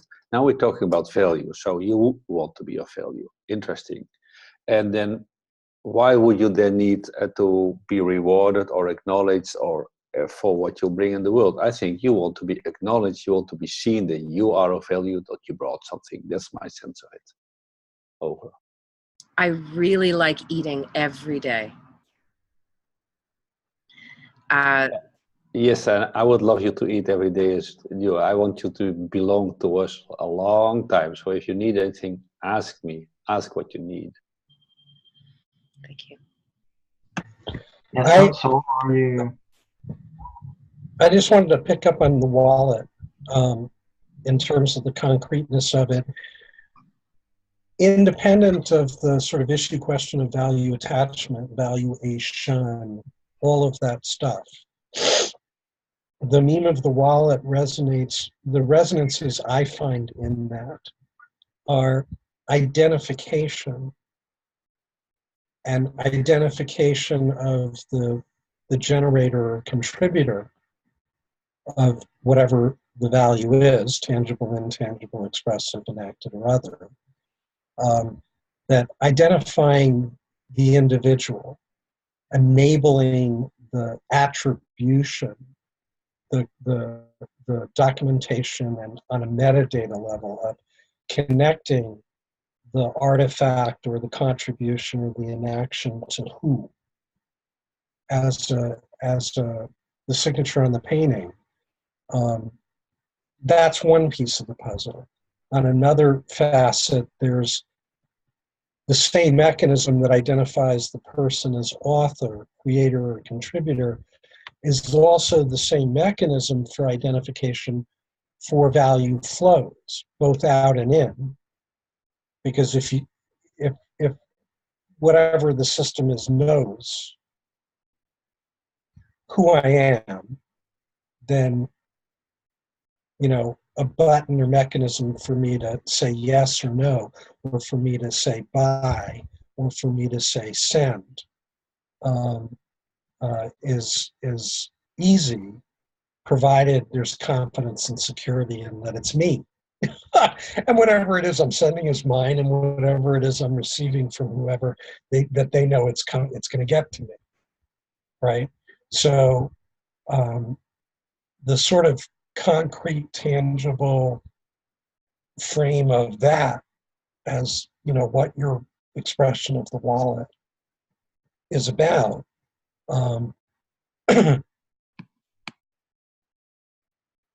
as an affordance, as a representation, as a documentation, are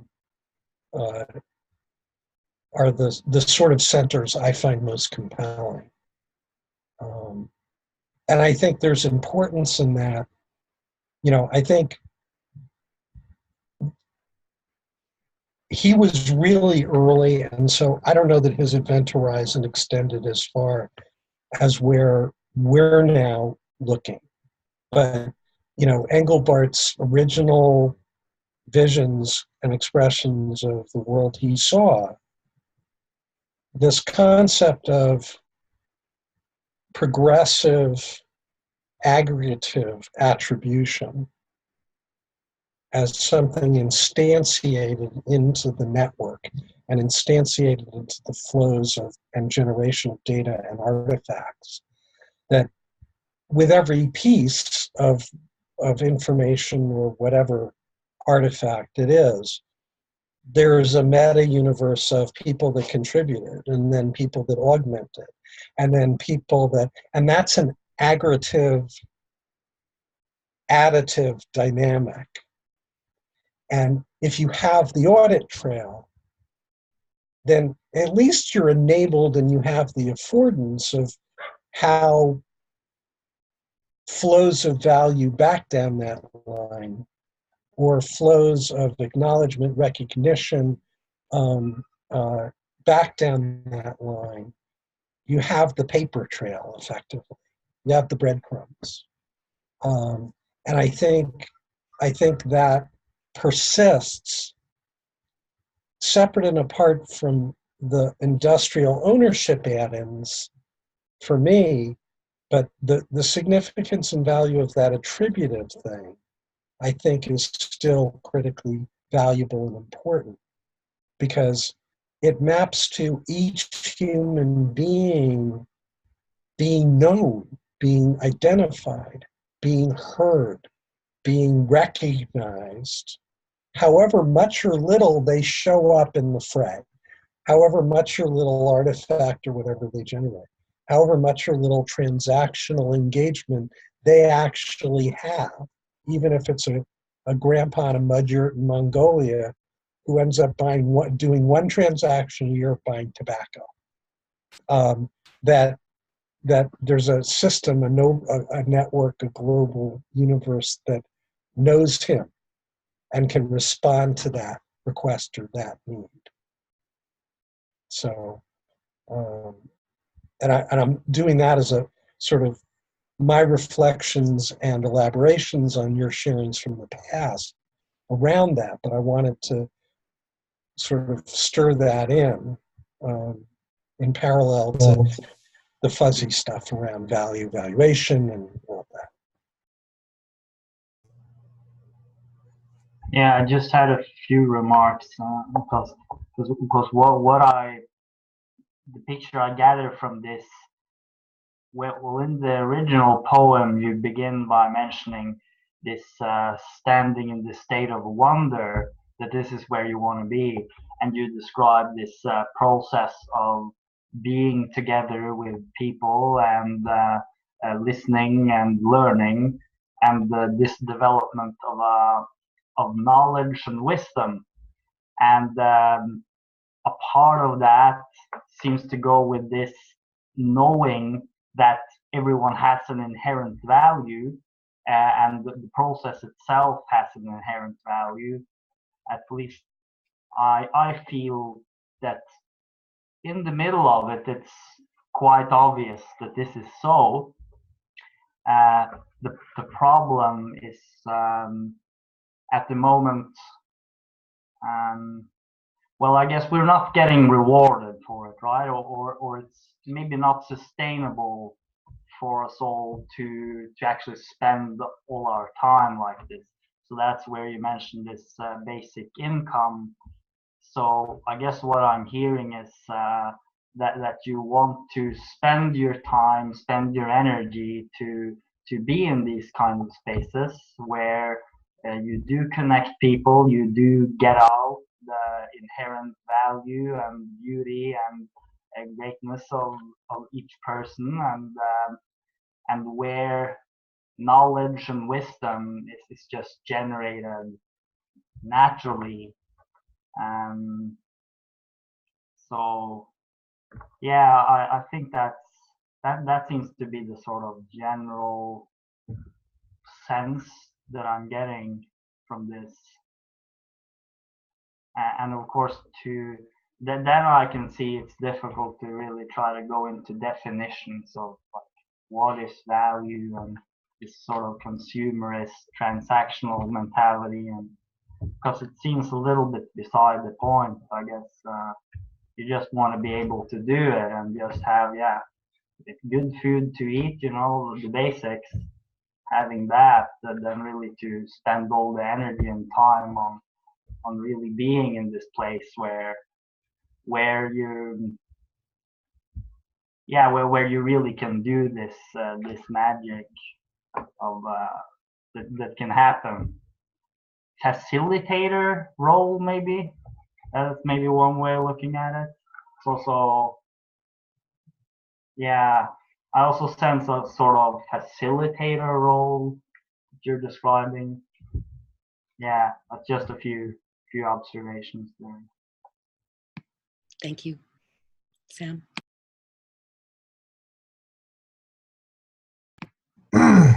So I have one big idea, one small idea. The small idea is I do give Doug Engelbart, Doug, thanks for mentioning Doug, another fellow Doug. I actually credit Doug with the whole idea behind the blockchain, because his entire premise of a knowledge repository is nothing gets deleted and all links don't get stale. So if there's actually that attribution, that provenance, that epistemology around what is created, we essentially have the blockchain. All the stuff about crypto and currency is just trying to get around the ways that could be corrupted. So anyway, that's a small thought. Big thought, but in this context, small. Here's another one.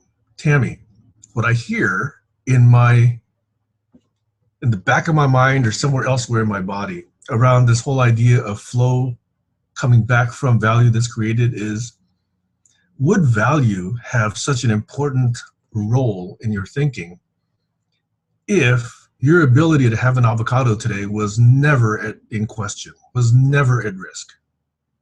In other words, if we had the ability to enjoy, to survive, to break bread, to enjoy the fruits, to gather with others, if we had no doubt about that ability on a day-to-day basis, would there be a similar priority placed on value and that which we are creating and exchanging and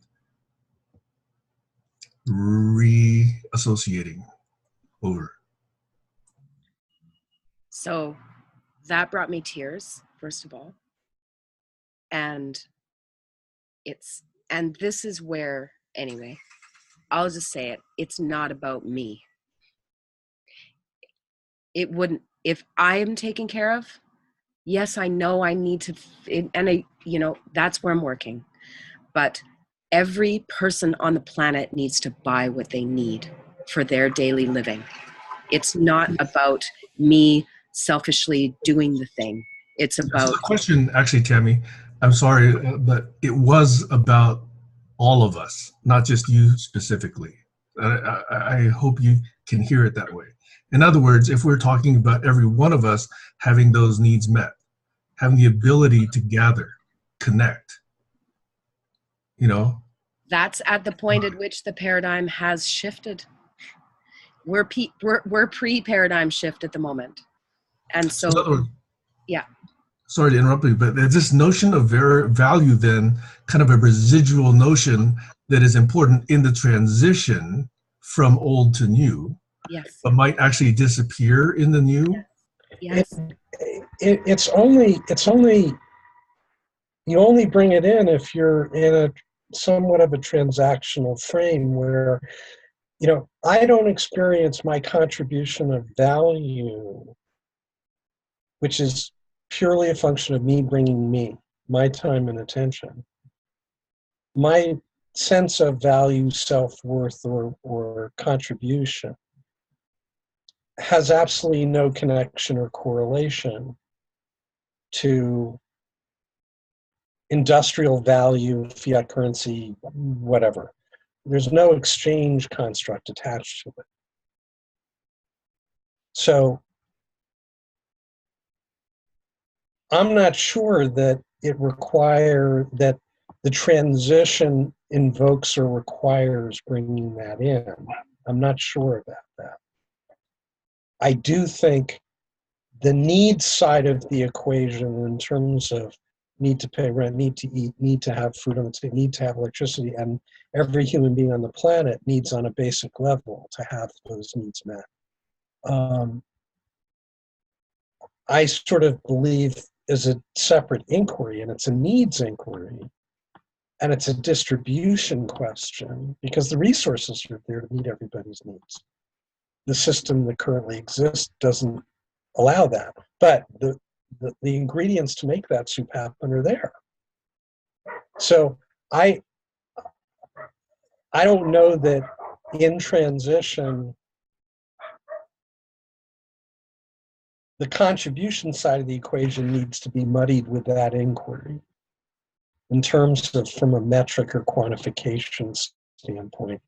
You know, is what I'm bringing or what I'm putting in value, and if so, how much, and what is it relative to others, and all of that stuff. I think the minute we go there, we're sort of importing the old paradigm. We're stirring in the old threads and old habits. And if we can model new without that, and figure out the needs equation as its own thing, its own attention and own rules, that we have a better shot getting to a new synthesis, a new paradigm. But I am specifically curious about where Tammy's position is in this transition or in this current situation. No, you know, we know that we have one foot in the old paradigm, at least, if not an entire leg. And so I was curious to see if Tammy's notion of value was one that flowed through into this new paradigm, or whether it was a transitional notion. And so that's where I was asking Tammy.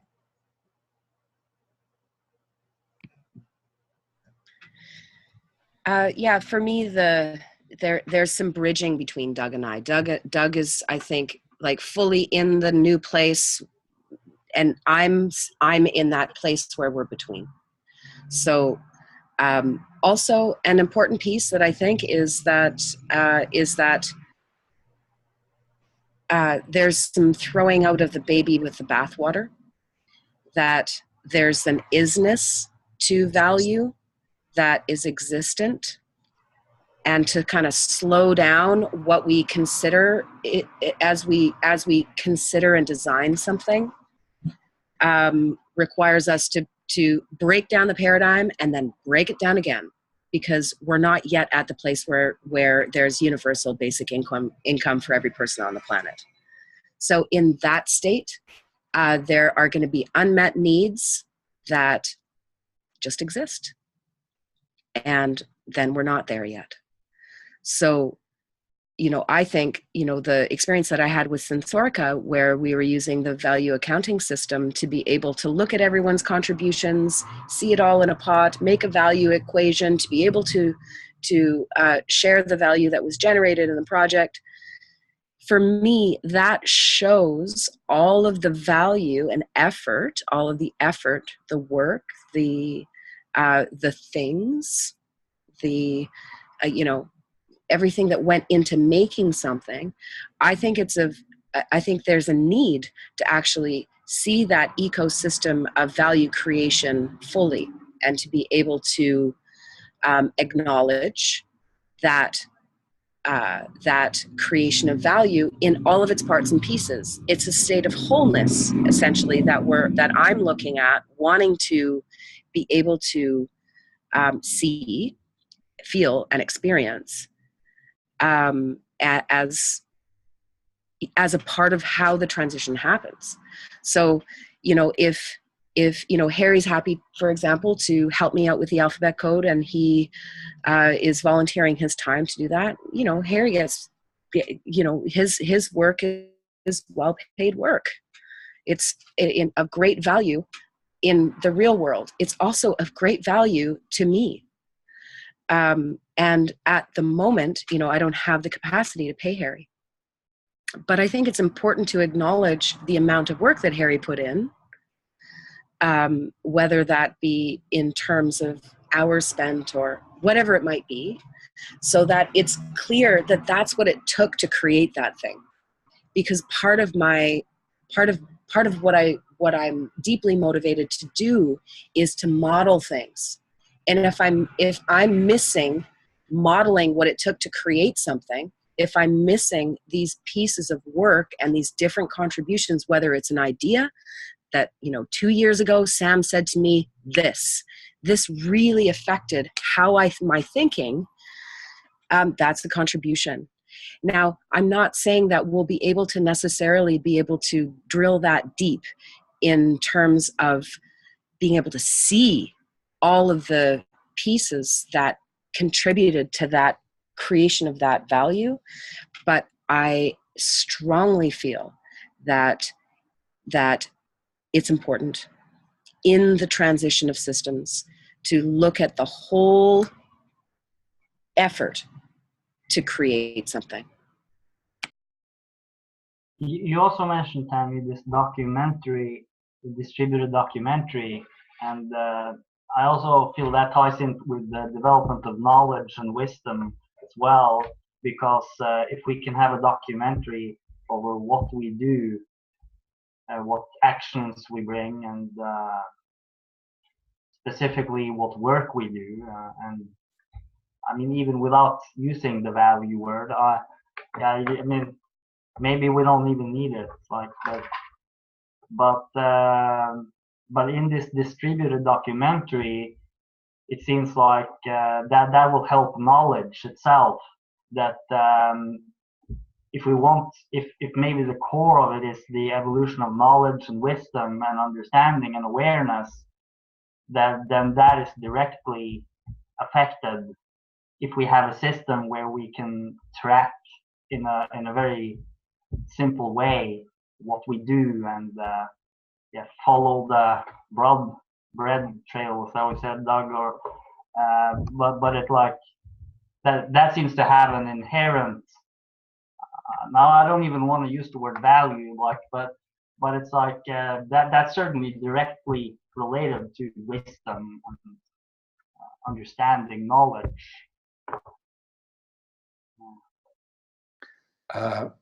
Just as a note, at this moment we're partly going into what Tammy is explaining and partly discussing about it. And as the frame of the conversation is about understanding what Tammy has to bring, I'd firstly have to ask, okay, are you complete, or is there still more that you want to bring, so we have the whole of the story? So maybe we'd better continue and on a later session start kind of comparing our visions on how to save the world or whatever. I'll give another example of something I'd like to build on Holo.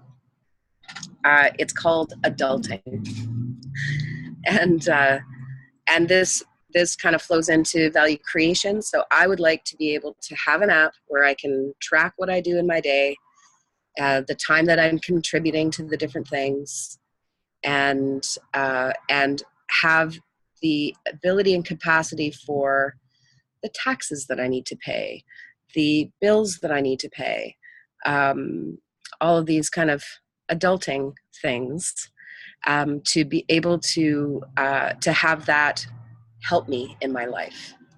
And that I see would be something that would sit next to the identity wallet and be interoperable with it, so that I can track that and attribute my time to where it's being invested. And I think that something like that could get government support. In Canada here, I don't know what the percentage of generative value comes from sole proprietorships and small businesses, but it's huge. And the biggest barrier with people that want to be an entrepreneur is being able to have an easy way to figure that stuff out. So I think that would be an interesting project to even partner with government, for example. And I noticed that I haven't talked at all about the alphabet code. Yet, yeah. So I just want to be aware of time. So we're at a bit over 2 hours. Yeah. My sense is clearly you're not done. So there's another session with your name on it, or at least part thereof. And the question I would suggest that we break, maybe do a sort of check-in summary for everybody as a wrap. But we pick up with Tammy's story, next session. And to the extent I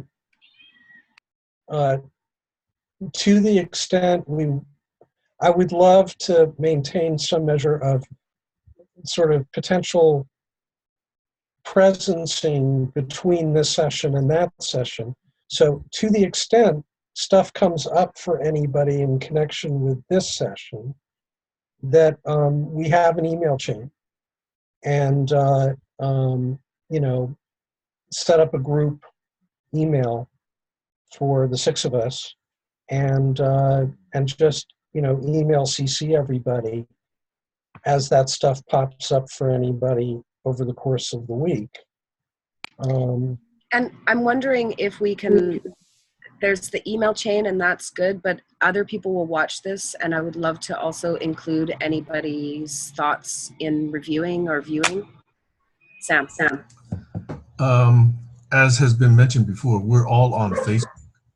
It might be very simple for us to just set up a Facebook Messenger group that just has this, and anybody else who wants to join this could just be added very, very simply, as opposed to having to go yet again to email where, one of the worst things about email is it's a big waste of space when, threads get followed up on, and now there's like N copies of things that have N different versions of the previous message. And so I think email actually, in my opinion, is very wasteful and very distracting. So if there's a single place we can go, Slack could have been it, but right now we seem to prefer Facebook.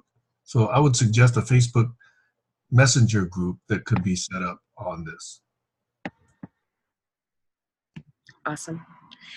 I just want to say thank you to everyone. Thank you so much for holding this space and for receiving me and for your thoughtful commentary and for your time and attention and love. And likewise for your preparation and your deep consideration, and especially that poem you started with. And the thoughtfulness with which you used to respond to every question here.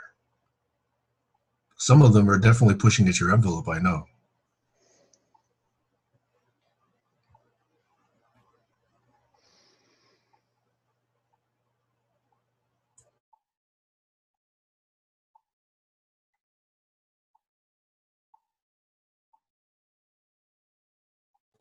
To be continued. Yeah, this was awesome.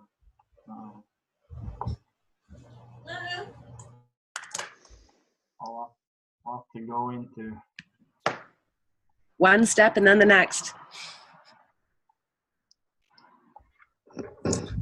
Okay, so I will set up a Facebook Messenger group with all 6 of us, and hopefully we can interact there between now and next Saturday.